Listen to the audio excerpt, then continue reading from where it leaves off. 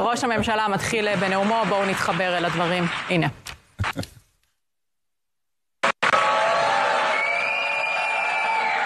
Please order in the hall. Please order in the hall.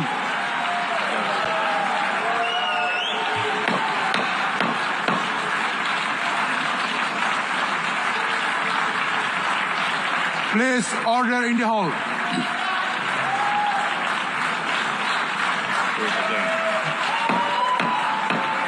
Please order in the hall.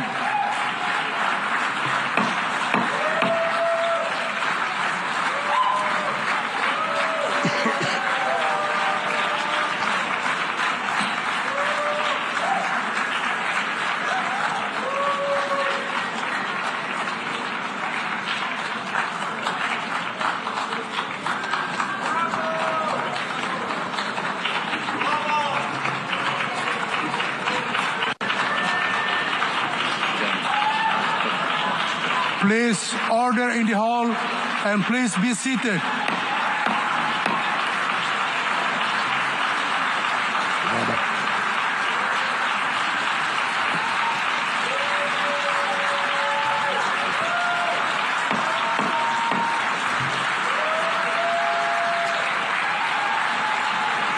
Please order in the hall.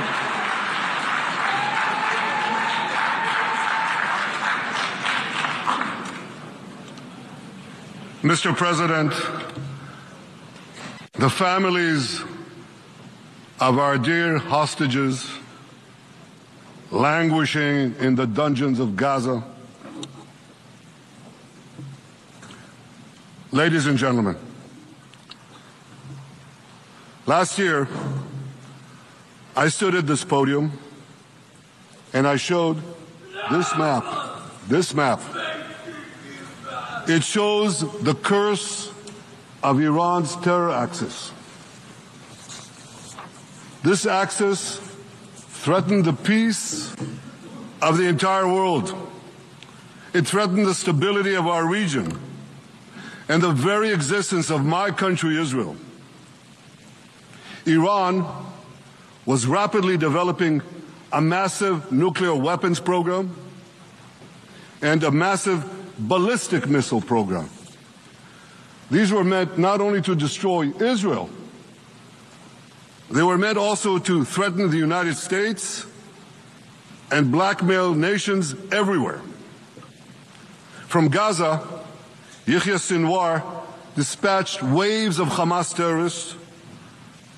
They stormed into Israel on October 7th and committed acts of unspeakable savagery. From Lebanon, Hassan Nasrallah had launched thousands of missiles and rockets at our cities, terrorizing our citizens. In Syria, the murderous dictator Assad hosted Iran's forces, tightening a noose of death around our throats. In Yemen, the Houthis launched ballistic missiles at Israel while choking global trade at the mouth of the Red Sea. So what's happened over the past year? We've hammered the Houthis, including yesterday. We crushed the bulk of Hamas's terror machine.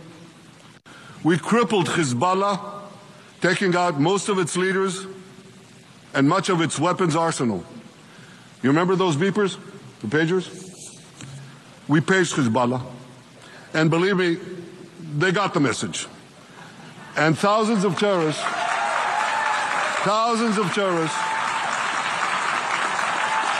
dropped to the ground. We destroyed Assad's armaments in Syria. We deterred Iran's Shiite militias in Iraq. And most importantly, and above anything else that I could say to you or that we did in this past year, in this past decade, we devastated Iran's atomic weapons and ballistic missiles programs.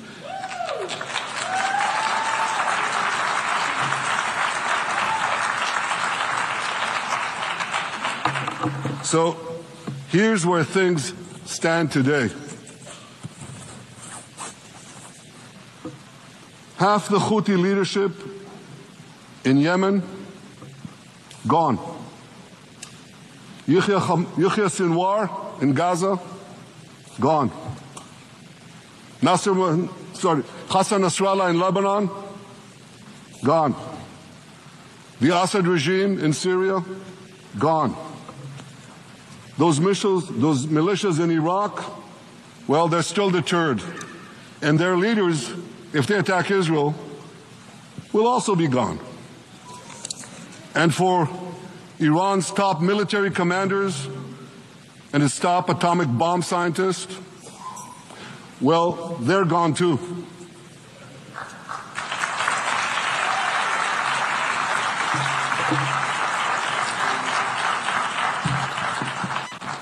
Israel's 12-day war with Iran, which I renamed Operation Rising Lion, that's from the Bible.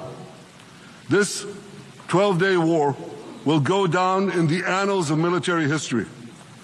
Our daring pilots neutralized Iran's missile defenses and took control of the skies over Tehran. And you saw this.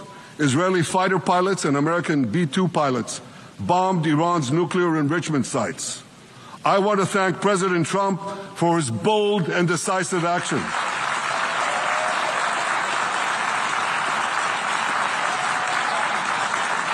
President Trump and I promised to prevent Iran from developing nuclear weapons, and we delivered on that promise.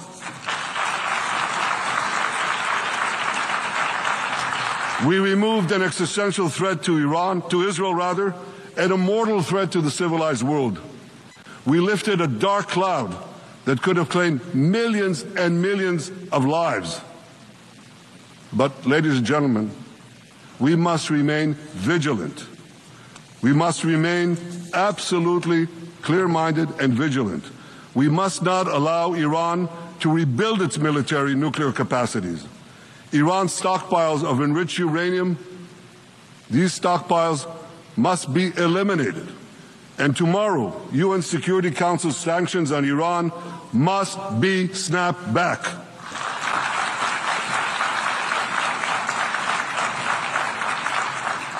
Thanks to the resolve of our people, the courage of our soldiers, and the bold decisions we took, Israel rebounded from its darkest day to deliver one of the most stunning military comebacks in history.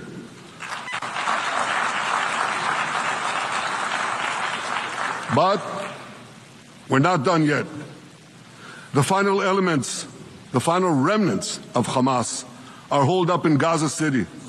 They vow to repeat the atrocities of October 7th again and again and again, no matter how diminished their forces.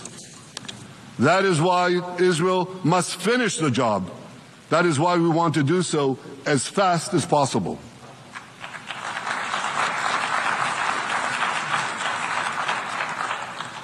Ladies and gentlemen, much of the world no longer remembers October 7th. But we remember. Israel remembers October 7th. On that day, well, I'll tell you, you can remember October 7th too. You see this large pin here? It's a QR code. What I ask you to do is hold up your phones, zoom in, and you too will see why we fight and why we must win. It's all in here. On October 7th, Hamas carried out the worst attack on Jews since the Holocaust. They slaughtered 1,200 innocent people, including over 40 Americans and foreign nationals from dozens of countries represented here. They beheaded men. They raped women. They burnt babies alive. They burnt babies alive in front of their parents. What monsters! And these monsters took more than 250 people hostage. And those included Holocaust survivors, grandmothers and their grandchildren. Who takes hostage grandmothers and grandchildren? Hamas does. So far, we've brought home 207 of these hostages, but 48 still remain in the dungeons of Gaza. 20 of them are alive, starved, tortured, deprived of any daylight, deprived of humanity. These are the names of the 20 living hostages. Matan Angrest, Gali and Zerv Berman, brothers, Elkanah Bochbot, Rom Braslavsky, Nimrod Cohen, Ariel and David Cunyo, another pair of brothers, Guy Gilboa Dalal, Eviatar David. You saw the picture of Eviatar David, emaciated, forced to dig his own grave. Maxim Herkin, Eitan Horn, Segev Kalfon, Bar Kupperstein, Omri Meran, Eitan Moore, Yosef Chaim Ochana, Alon Ohel, Avinatam Or, and Matan Tsengarker. Now, ladies and gentlemen, I want to do something I've never done before. I want to speak from this forum directly to those hostages through loudspeakers. I've surrounded Gaza with massive loudspeakers connected to this microphone in the hope that our dear hostages will hear my message. And I'll say it first in Hebrew and then in English. אחינו הגיבורים, מדבר ראש הממשלה בנימין נתניהו. אני פונה עליכם מעל בימת האו"ם. לא שכחנו אתכם, אפילו לא לשנייה. העם כולו איתכם, ואנחנו לא נשקוט ולא נרפה עד שנחזיר את כולכם הביתה, החיים והחללים כאחד.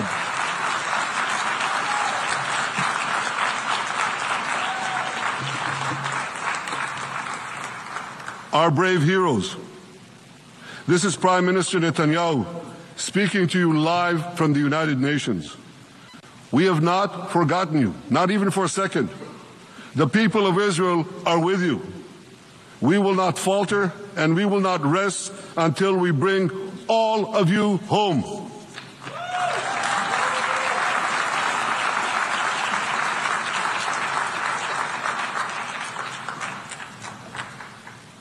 Ladies and gentlemen, thanks to special efforts by Israeli intelligence, my words are now also being carried. They're streamed live to the cell phones of Gazans. So to the remaining Hamas leaders and to the jailers of our hostages, I now say, lay down your arms. Let my people go. Free the hostages. All of them, the whole 48. Free the hostages now.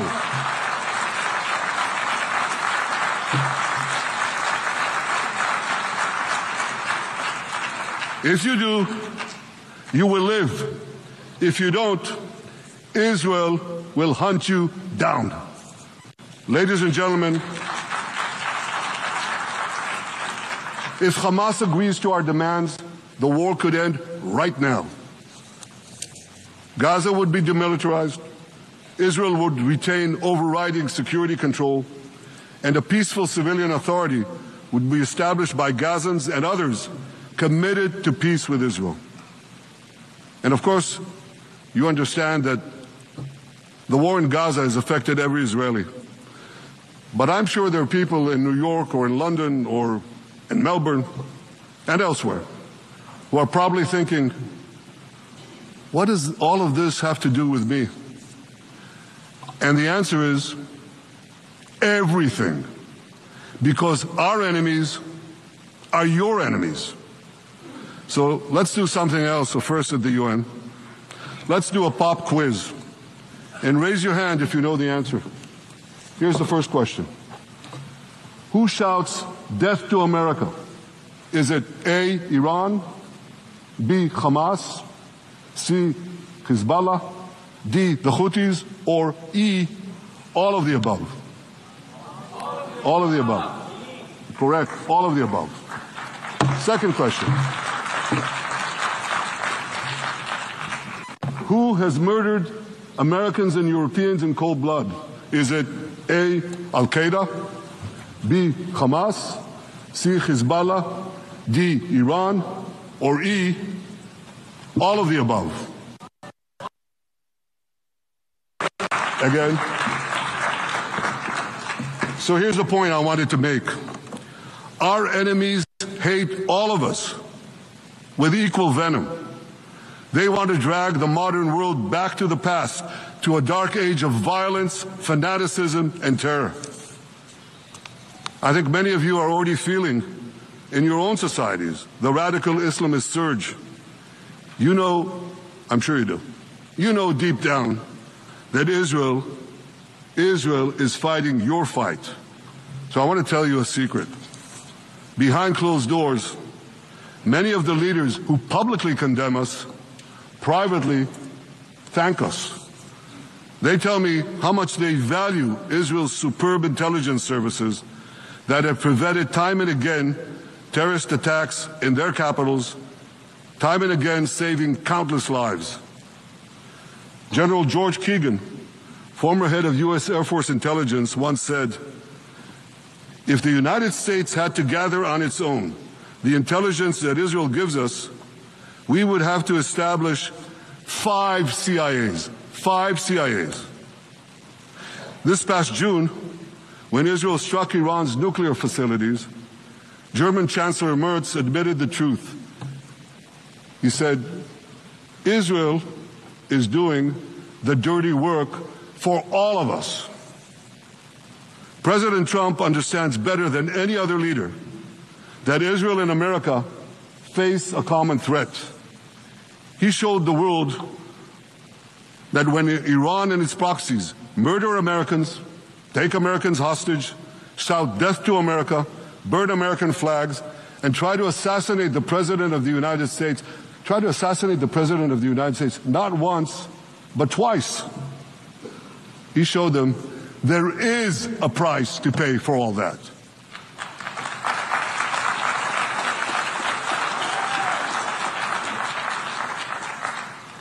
But regrettably, many leaders who are represented in this hall, they send a very different message. Sure, in the days immediately following October 7th, many of them supported Israel. But that support quickly evaporated when Israel did what any self-respecting nation would do in the wake of such a savage attack. We fought back. Now just imagine, just sit back for a second and imagine an attack against America proportioned to the attack against Israel on October 7th. Imagine a regime, a terror regime, dispatching thousands of terrorists to invade the United States. They massacre 40,000 Americans. They take 10,000 Americans hostage. What do you think America would do? You think America would leave that regime standing? You don't think that. No way, not a chance. The United States would wipe out that terror regime and ensure that such savagery would never threaten America again. This is precisely what Israel is doing in Gaza. We're wiping out the terror regime of Hamas and ensuring that this savagery will never threaten Israel again. That's what we are doing. That's what any self-respecting government would do.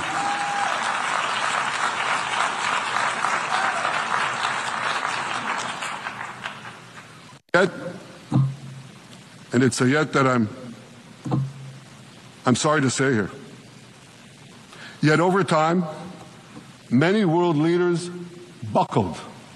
They buckled under the pressure of a biased media, radical Islamist constituencies, and anti-Semitic mobs.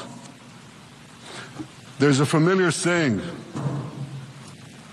when the going gets tough, the tough get going. Well, for many countries here, when the going got tough, you caved. And here's the shameful result of that collapse. For much of the past 2 years, Israel has had to fight a 7-front war against barbarism with many of your nations opposing us. Astoundingly, as we fight the terrorists who murdered many of your citizens, you are fighting us. You condemn us, you embargo us, and you wage political and legal warfare, it's called lawfare, against us. I say to the representatives of those nations, this is not an indictment of Israel. It's an indictment of you. It's an indictment of weak-kneed leaders who appease evil rather than support a nation whose brave soldiers guard you from the barbarians at the gate. They're already penetrating your gates. When will you learn? You can't appease your way out of jihad, and you won't escape the Islamist storm by sacrificing Israel. To overcome that storm, you have to stand with Israel. But that's not what you're doing. As the prophets of Israel foretold in the Bible, you've turned good into evil and evil into good. Now I want to drill down on this. Take the false charge of genocide. Israel is accused of deliberately targeting civilians. Ladies and gentlemen, the opposite is true. The head of urban warfare studies, Colonel John Spencer, he's perhaps the world's greatest expert on urban warfare. And he says, Israel is applying more measures to minimize civilian casualties than any military in history. And because we're doing that, the ratio of non-combatant to combatant casualties is less than 2 to 1 in Gaza. That's an astoundingly low ratio, lower than NATO's wars in Afghanistan and Iraq, especially when you consider that Gaza is one of the most densely populated urban areas on Earth. It has hundreds of miles of terror tunnels underground, and it has countless terror towers above ground, and thousands of terrorists embedded in the tunnels and in these towers in civilian areas. If you want to see what measures Israel takes to avoid civilian casualties in this war, just look at what we're doing now in Gaza City, the last Hamas stronghold, one of the 2 last strongholds. For 3 weeks, Israel dropped millions of leaflets, sent millions of text messages, and made countless phone calls urging civilians to leave Gaza City before our military moves in. At the same time, Hamas implants itself in mosques, schools, hospitals, apartment buildings, and tries to force those civilians not to leave, to stay in harm's way. And it often threatens them at gunpoint if they try to do so. For Israel, every civilian casualty is a tragedy. For Hamas, it's a strategy. Hamas uses civilians as human shields and as props in its sick propaganda war in Israel, against Israel, a propaganda war that the Western media buys hook, line, and sinker. Now, despite Hamas's threats, close to 700,000 Gazans, almost 750,000, have already heeded our calls and moved to safe zones. Now I want to ask you a simple question, a simple, logical question. Would a country committing genocide plead with the civilian population it is supposedly targeting to get out of harm's way? Would we tell them, get out, if we want to commit genocide? We're trying to get them out. And Hamas is trying to keep them in. And this charge is so baseless. The comparison to genocide, wholesale slaughter of populations. What, did the Nazis ask the Jews to leave, kindly leave, go out? Did others, you want me to name all the genocidal leaders of history? Just go one by one. Did anyone do this? Did they say, get out so we can come in? Of course not. So the truth has been turned on its head. Hamas, a genocidal terrorist organization whose charter calls for the murder of all Jews on the planet. This genocidal organization is given a pass. It's barely mentioned. While Israel, which does everything it can to get civilians out of harm's way, Israel is put in the dock. What a joke. You want to hear another one? Israel is accused of deliberately starving the people of Gaza when Israel is deliberately feeding the people of Gaza. Since the beginning of the war, Israel has let into Gaza more than 2 million tons of food and aid. That's 1 ton of aid for every man, woman, and child in Gaza. Nearly 3,000 calories per person per day. Some starvation policy. If there are Gazans who don't have enough food, it's because Hamas is stealing it. Hamas steals it, hoards it, and sells it at exorbitant prices to fight its war machine. Last month, even the UN, not exactly a supporter of Israel. You're supposed to laugh, by the way.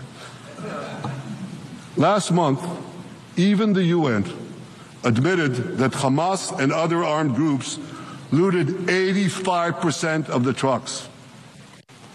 That's why you have deprivation. Those who peddled the blood libels of genocide and starvation against Israel are no better than those who peddled blood libels against the Jews in the Middle Ages when they falsely accused us of poisoning wells, spreading plague, and using the blood of children to bake Passover matzahs. Anti-Semitism dies hard. In fact, it doesn't die at all. It just keeps coming back with its libelous lies, refurbished, regurgitated over and over again. And I want to tell you something else. These anti-Semitic lies, they have consequences. In recent months, Jews have been assaulted in Canada, Australia, Britain, France, the Netherlands, and elsewhere. Here in America, an elderly Holocaust survivor was burned to death in Colorado. And a beautiful young couple from the Israeli embassy in Washington was brutally gunned down right in front of the Holocaust Museum there. Thankfully, President Trump's administration is forcefully fighting the scourge of anti-Semitism, and every government here should follow its lead. But instead, many do the opposite. They actually reward the worst anti-Semites on earth. This week, the leaders of France, Britain, Australia, Canada, and other countries unconditionally recognized a Palestinian state. They did so after the horrors committed by Hamas on October 7th. Horrors praised on that day by nearly 90% of the Palestinian population. But let me say that again. Nearly 90% of Palestinians supported the attack on October 7th. It's not supported only, they celebrated it. They danced on the rooftops. They threw candies. That's both in Gaza and in Judea, Samaria, the West Bank as you call it. And it's just the way they celebrated another horror, 9/11. They danced on the rooftops. They cheered. They threw candy. You know what message the leaders who recognize the Palestinian state this week sent to the Palestinians? It's a very clear message. Murdering Jews pays off. Well, I have a message for these leaders. When the most savage terrorists on earth are effusively praising your decision, you didn't do something right. You did something wrong, horribly wrong. Your disgraceful decision will encourage terrorism against Jews and against innocent people everywhere. It will be a mark of shame on all of you. But wait a minute, Mr. Prime Minister, they tell me. Wait a minute. We believe in a two-state solution where the Jewish state of Israel will live side by side in peace with the Palestinian state. There's only one problem with that. The Palestinians, they don't believe in this solution. They never have. They don't want a state next to Israel. They want a Palestinian state instead of Israel. And that's why every time they were offered a Palestinian state, but were required to end the conflict with Israel and recognize the Jewish state, every time Over the decades, they turned it down. And that is why every time they were given territory, they used it to attack us. In fact, they effectively had a Palestinian state in Gaza. So coexistence? No. They attacked us time and time again. Totally unprovoked. They fired rockets into our cities. They murdered our children. They turned Gaza into a terror base from which they committed the October 7th massacre. So here's the uncomfortable truth. The persistent Palestinian rejection of a Jewish state in any boundary is what has driven this conflict for over a century. It is still driving it. It's not the absence of a Palestinian state. It's the presence and existence of a Jewish state. And I find it amazing that the foreign chancelleries and the ministries and all those who pontificate about this, and the leaders, how can they not see this basic truth when it is repeated again and again and again ad nauseum? And I want to say something else. This rejection of a Jewish state not only applies to Hamas, it also applies to the so-called moderate Palestinian Authority. You should know that the Palestinian authorities pays terrorists to slay Jews. The more Jews the terrorists slay, the more the Palestinian Authority pays. The Palestinian Authority names its government buildings, its public squares, its schools, after the mass murderers of Jews, which they glorify as martyrs. They pay and glorify not just the killer of Jews, but also killers of Christians.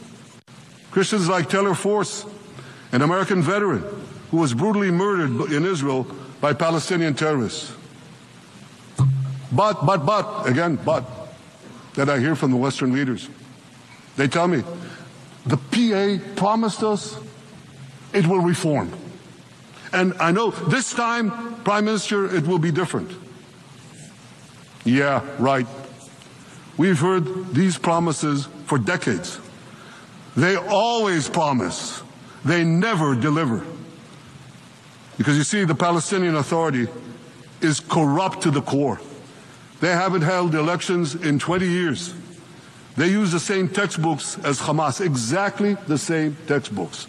They teach their children to hate Jews and destroy the Jewish state.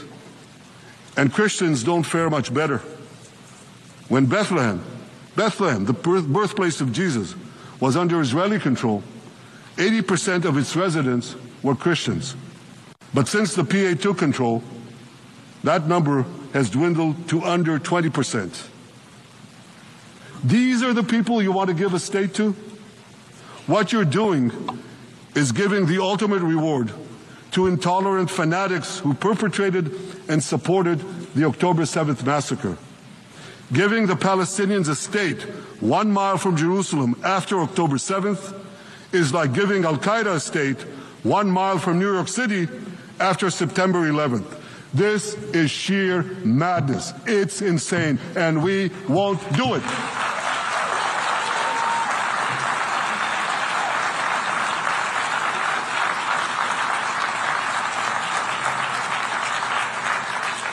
So here's another message to those Western leaders.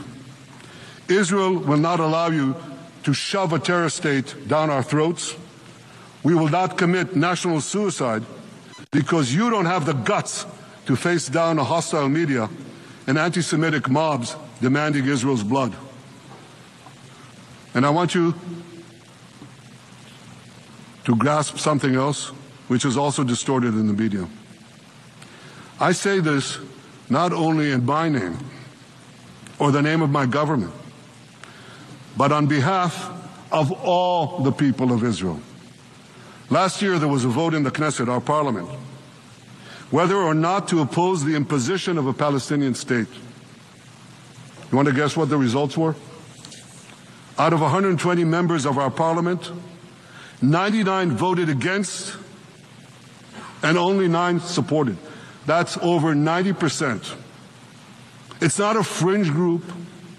It's not the prime minister who himself is extreme, or he's held hostage by extreme parties to his right.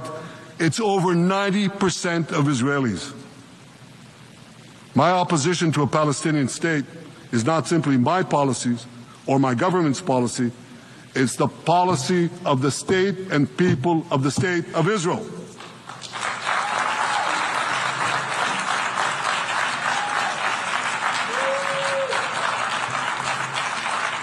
Western leaders may have buckled under the pressure. And I guarantee you one thing, Israel won't. Israel's victories over the Iranian... Thank you, I know you won't too, that's good. Israel's victories over the Iranian terror axis have opened up possibilities for peace that were unthinkable 2 years ago. Take Syria. For decades, the very idea of peace between Israel and Syria seemed unimaginable. Well, no more. Today, we have begun serious negotiations with the new Syrian government. I believe an agreement can be reached that respects Syria's sovereignty and protects both Israeli security and the security of the minorities in the region, including the Druze minority. From the founding of Israel, Jews and Druze have been brothers in arms. We have fought together, we've bled together, we built our lives together. When I was a young commander in Israel's Special Forces, my own life was saved by the invaluable advice given to me by a great friend, Salim Shufi, a heroic Druze IDF veteran. And that's why I couldn't sit idly by, nor could Israel sit idly by, while the Druze were being slaughtered by jihadists. And I instructed our forces to stop the massacre, which they promptly did. Peace between Israel and Lebanon is possible as well. I call on the Lebanese government to also begin direct negotiations with Israel. I commend it for its declared aim to disarm Hezbollah. But we need more than words. If Lebanon takes genuine and sustained action to disarm Hezbollah, I'm sure we can achieve a sustainable peace. Of course, until that happens, we will take whatever action we need to defend ourselves and to maintain the conditions of the ceasefire which was established in Lebanon.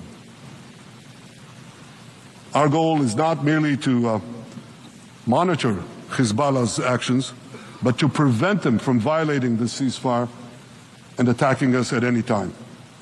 But I'm sure that if the Lebanese government persists in its goal of disarming Hezbollah, peace will come very speedily and very readily.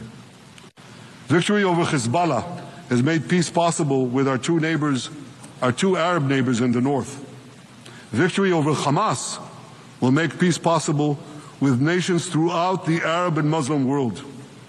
Our victory would lead to a dramatic extension and expansion of the historic Abraham Accords, which President Trump brokered between Arab leaders and myself 5 years ago. And I took note, as I'm sure you did too, of the encouraging words spoken here by the President of Indonesia. This is the country with the largest Muslim population of all nations. And it's also a sign of what could come. Forward-looking Arabs and Muslim leaders know that cooperating with Israel will provide them with groundbreaking Israeli technologies, including in medicine and science, in agriculture and water, in defense and AI, and so many other fields.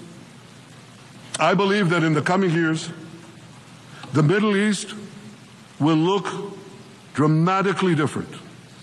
Many of those who wage war on Israel today will be gone tomorrow. Brave peacemakers will take their place. And nowhere will this be more true than in Iran. The long-suffering Iranian people will regain their freedom. They will make Iran great again. And our two ancient peoples,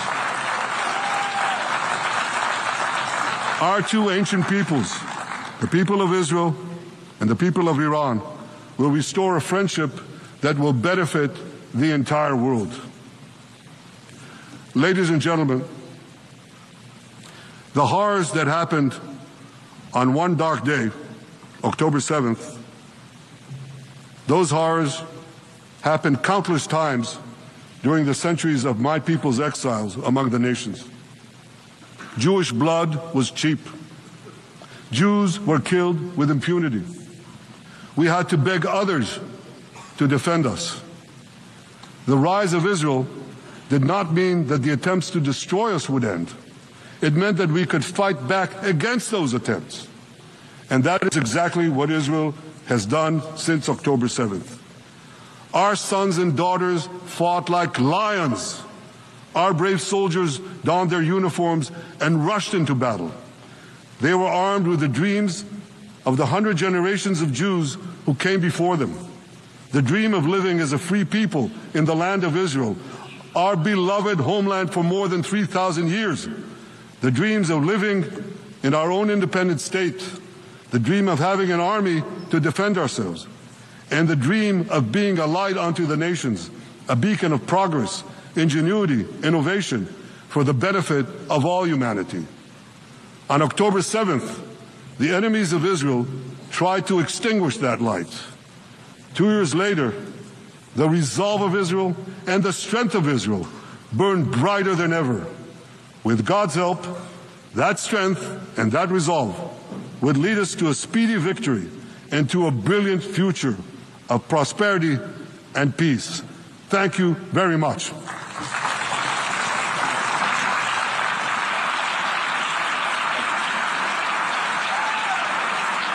כן.